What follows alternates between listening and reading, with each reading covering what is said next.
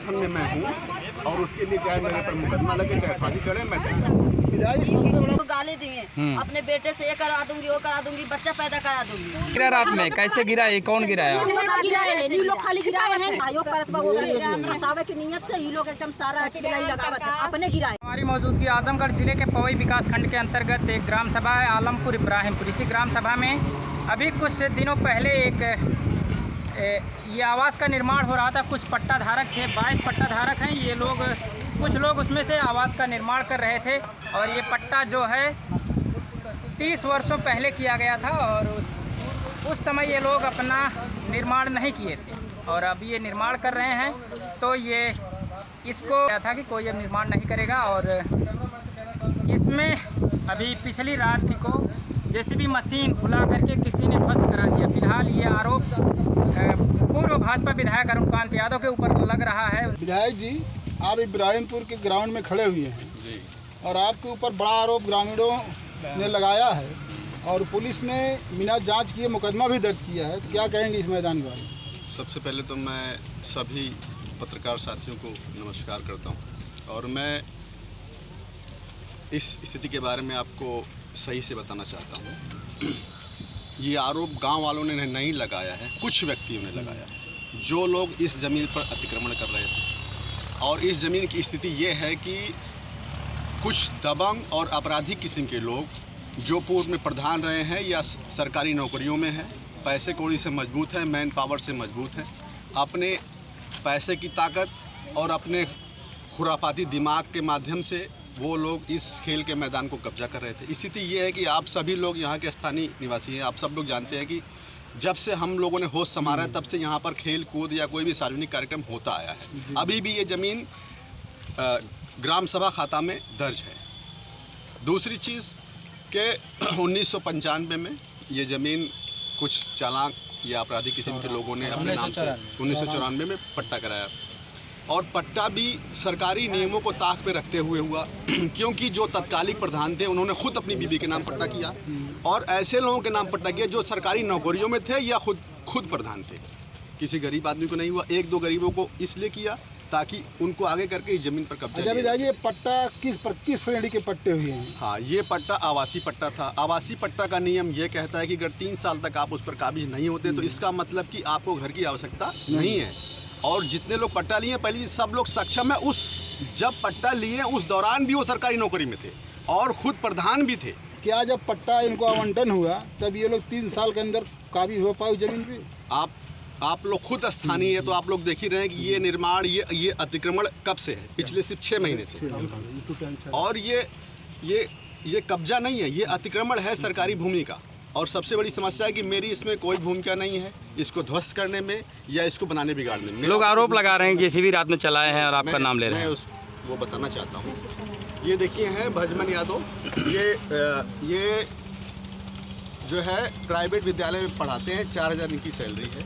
जब इस ज़मीन पर दबंग लोग कब्जा करने लगे तो जो गांव के कमज़ोर लोग हैं, भाई शादी ब्याह कहाँ करने जाएंगे, इनके बच्चे कहाँ खेलेंगे, कोई भी सार्वजनिक कार्यक्रम ये लोग कहाँ करेंगे, तो इनको ये खुद उनसे नहीं लड़ सकते। ये मेरे पास आए कि मुझे चंदा चाहिए ताकि हम इस पर डीएम साहब के यहाँ जा सके और कोर्ट में मुकदमा कर सके ताकि ये ज़मीन का अतिक्रमण रुक जाए।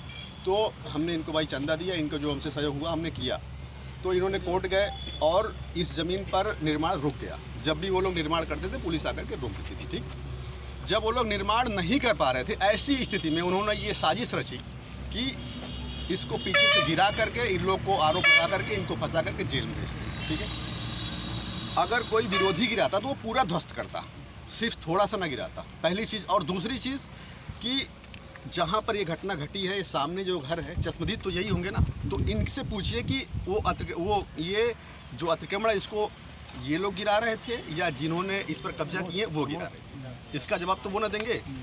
पर्वत भाई कहाँ हैं? सर, कुछ महिलाओं के द्वारा आरोप लगाया गया कि विधायक जी के द्वारा हमको बार बार धमकी दिया जाता है। वो महिलाएं पैसा लेकर के आई। ये देखिए इनका घर सामने है, इनका घर देखिए सामने है, देखें। और ये न देखी होंगी कौन गिराया है। भैया हमारा घर है श्रीकांत। कैमरा मैन घर दिखाई भैया, घर बाद में देख लेंगे, दोनों देख पा रहे हैं। कुमारी है। हमारे लड़का श्रीकांत है, देखा ये सामने सतराम है। सतराम के हमारे छोट बच्ची है, नतनी है, उसका कपड़ा ऊपर फैलावा रहा, उनकी औरत आए कपड़ा झटक दे, गाड़ी दे दी, सामने बात करिए, गाड़ी दे दी। पहले बात तो जरी है कि हमरे मैं देखा नीम के पेड़ बा, मैं हम गोबर पाथत रहे, मैं हम भैंस गोरू बांधत रहे, मैं हम भिटहु लगावत रहे, उतना विरोध कैले हैं कि हमारा सारा चीज सारा सामान उठा ये बताइए कौन गिराया है? कल परसों रात में जो हुआ घटना आप देखी थी? जब मकान गिरा रात में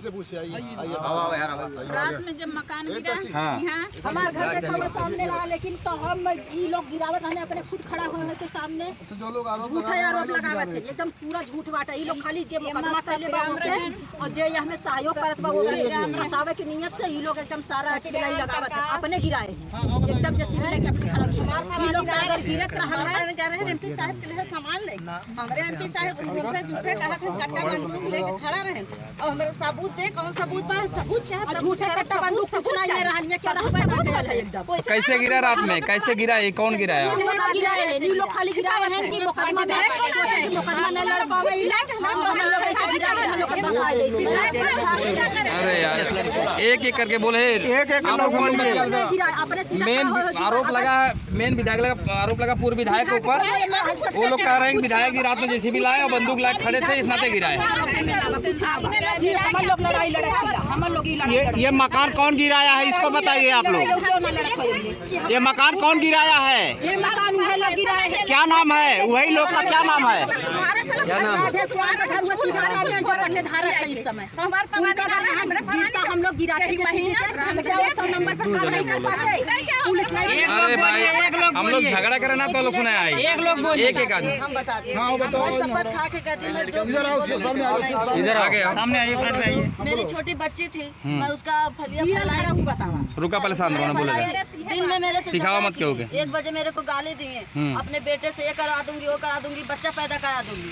सतीराम की पत्नी बोले, सतीराम बोले कि टक्कर करके तुम औरत के नीचे हल जाएंगे, सतीराम बोले ऐसे। तो कौन सतीराम कौन है? सतीराम वही है, पट्टाधारक बोले ऐसे। उसके बाद ये लोग रात में जेसीबी बुला के जिसका पट्टा था थोड़ा थाड़ गिरवाया। जेसीबी कितने घंटा चले आप लोग को जानकारी है? आधा घंटा चली जेसीबी। फिर किधर गई वो? जेसीबी क्या मालूम, लाइट तो बुती थी, मेरे को खुद नहीं मालूम। मेरी बच्ची रो रही थी, मैं बाहर निकली थी, देखी और तो रात भर गिराए, रात भर गिराए। सुबह उठी मैं, जब सुबह में उठी हम भी लोग देखे। फिर उसके बाद ये लोग चार जेंट्स एक लेडीज, 4 जेंट्स एक लेडीज हमारे घर में हले, कुछ हमारे घर में हले, हमारे बक्सा में, हमारे ड्रामे में, मुकदमा लड़ रहे हैं। गाँव का मामला है, अकेले अकेले बचाओ, हम लोग देख लेंगे। आप सफाई दीजिए, उनको हटाइए।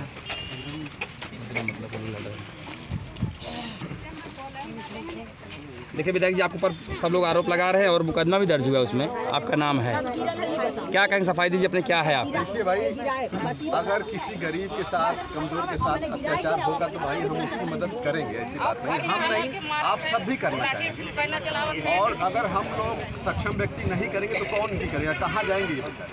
तो इसलिए भाई, हालांकि ये घर गिराने में मेरी कोई भूमिका नहीं रही, ये घर नहीं, ये अतिक्रमण गिराने में मेरी कोई भूमिका नहीं रही है। लेकिन हाँ, ये मैदान खाली होना चाहिए, इसके समर्थन में मैं हूँ। और उसके लिए चाहे मेरे पर मुकदमा लगे, चाहे फांसी चढ़े, मैं समर्थन में मैं हूँ।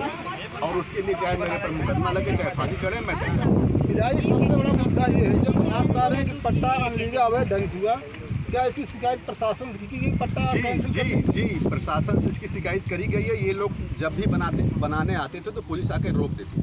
तो इसीलिए ये लोग तंग आकर के सोचे कि जिन लोगों ने मुकदमा किया है, पहले वो गरीब हैं, वो मुकदमा लड़ नहीं पाएंगे, इनको अगर फंसा देते हैं हम तो ये सिलेंडर हो जाएंगे। और सुबह आज ही फ़ोन आया है मास्टर साहब के पास कि तुम अगर सिलेंडर कर जाओ तो हम मुकदमा वापस ले लेंगे तुम्हारे ऊपर से। इनसे पूछिए। विधायक जी, ये छोटा सा काम गिराने वाला सरकार प्रशासन कर सकती थी, उनके डीएम एसडीएम कर सकते, उनके ऊपर विभाग कर सकता था। इसमें लोग और लोग इन्वॉल्व हो गए, कानून कहाँ रहा तब? मैंने आपसे क्या बताया, मैंने श्रीमान आपसे ये कहा है कि जो लोग इस पे अतिक्रमण कर रहे थे, उन्होंने जो लोग इस पर अतिक्रमण रोकना चाहते हैं उनको फंसाने के लिए ऐसा किया है। ये इनके पास जेसीबी नहीं है भाई साहब, ये 4000 की नौकरी करते हैं और जेसीबी लाने के लिए भी तो 10-15 हज़ार रुपये चाहिए। दूसरा बड़ा सवाल जब ये लोग फंसाने वाले के लिए गिराए तो प्रशासन ने आज मुँह के बिना जांच किए इनके अपना एप्लीकेशन FIR दर्ज कर लिए, इस पर क्या कहेंगे? वो मुकदमा में है, मुकदमा मारे करेंगे। देखिए अभी तो हम इसकी शिकायत करने कप्तान साहब के पास जा रहे हैं कि भाई इस तरह की बात है, बिना जांच पड़ताल के मुकदमा कैसे लेगा। कम से कम कोई घटना घटी तो उसकी जांच पड़ताल होनी चाहिए, जो दोषी है उनके ऊपर मुकदमा होना चाहिए। तो उसके लिए हम लोग अभी जा रहे हैं, कप्तान साहब से हमने टाइम लिया है अपनी बात रखने। 24 साल से हम लोग 2 महीना कब्जा काजी रुका रहता 2 मिनट शांत रहा। अच्छा, एक इससे पहले जो 1 महीने पहले महापंचायत उसको लोग अभी कुछ लोग एक ऑडियो जारी कर रहे हैं कि जिसमें वो कह रहे हैं कि विधायक को आप आरोप लगा है कि मैं ये चीज़ नहीं रखने दूंगा, इस पर क्या कहें? श्रीमान, जब ये पंचायत हुई थी तब ये अतिक्रमण हो चुका था, ठीक है, खाली नहीं। और हमने ये कहा था कि भाई ये मैदान था और 80% गांव वाले इस मैदान के पक्ष में हैं, 20% लोग कब्जा करना चाह रहे हैं, वो भी अनलीगल तरीके से। ठीक है, अगर उनके नाम से ज़मीन हो, कोई लीगल राइट उनके पास हो तो किसी को कोई आपत्ति नहीं है, लेकिन उनको वो राइट चाहिए ना। आप बिना किसी राइट के, बिना किसी कानूनी अधिकार के कैसे किसी सार्वजनिक संपत्ति को कब्जा करेंगे? सबसे बड़ी चीज़ मैं कल देखा, जब हम लोग ग्राउंड में रिपोर्टिंग कर रहे थे तो महिलाएं दिखाई दे रही थी, पुरुष नहीं थे। आज वो महिलाएं कहाँ हैं आप बताइए? महिलाएं कहाँ? वो महिलाएं पैसा दे करके बुलाई गई। डरी नहीं होंगी? ऐसा लग लोग कह रहे हैं डर गए, इतना नहीं दिख रहे हैं। अरे श्रीमान, डर किस बात का? ये महिलाएं काहे नहीं डर रही? और फिर अगर हमसे इतना डर था तो हम ये चाह रहे थे कि ये ना बने तो फिर बनाए कैसे? चलिए ठीक। और दूसरी चीज़ देखिए, आप लोग भी स्थानीय हैं, कोई दूर के नहीं हैं। रवि भाई भी इस मैदान में खेले कूदे हैं, महेंद्र भाई भी तमाम कम्युनिटी किए होंगे, तो आप लोग तो जान ही रहे ना कि एक हमेशा से खेल का मैदान रहा। बिल्कुल 2 महीने से अतिक्रमण है, सही बात। इसमें बहुत ज़्यादा सफाई देने की क्या जरूरत है? क्योंकि कोई आदमी दूर से आता, उसको जानकारी ना होती तो उसको देने की जरूरत थी, लेकिन आप लोग लास्ट सवाल विधायक जी ये है कि ये जो 1994 में जो पट्टा हुआ है, इस पट्टे के लिए आप क्या करेंगे? ये मैदान खाली होगा कि ऐसे ही रहेगा? श्रीमान, आप ये बताइए, शाहगंज से लेकर आजमगढ़ तक आप बताइए कोई ऐसा मैदान है जहाँ पर कोई भी सार्वजनिक कार्यक्रम हो सके? ये समस्या सिर्फ इस गांव की नहीं है, पूरे इलाके की है। इसमें तमाम रैलियां, हर साल एक टूर्नामेंट, यहाँ 1-2 टूर्नामेंट होते थे, कोई भी शादी ब्याह, रामलीला का मंच देखिए सामने बना हुआ है।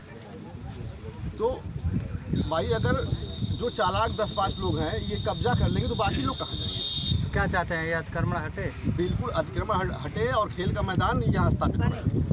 प्रशासन से आग्रह करें आप लोग? बिल्कुल आग्रह करेंगे। तो दबाव बनवाइए, सरकार आपकी है, बिल्कुल वो लोग काम सही, प्रशासन की ही लिपापोती जैसा काम हुआ इसका मतलब। मैं एक चीज़ आप लोग को और बताना चाहता हूँ, ये पट्टा 1994 में हुआ था, लेकिन अभी तक कब्जा इसलिए नहीं हुआ क्योंकि किसी का भी इस मैदान पे कब्जा करने का इरादा कभी नहीं रहा।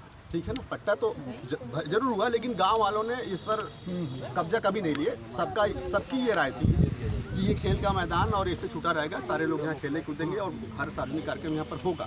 लेकिन इस गांव में एक नेकपाल हैं अशोक यादव, जो लालगंज में पोस्टिंग इनकी, ठीक है जी।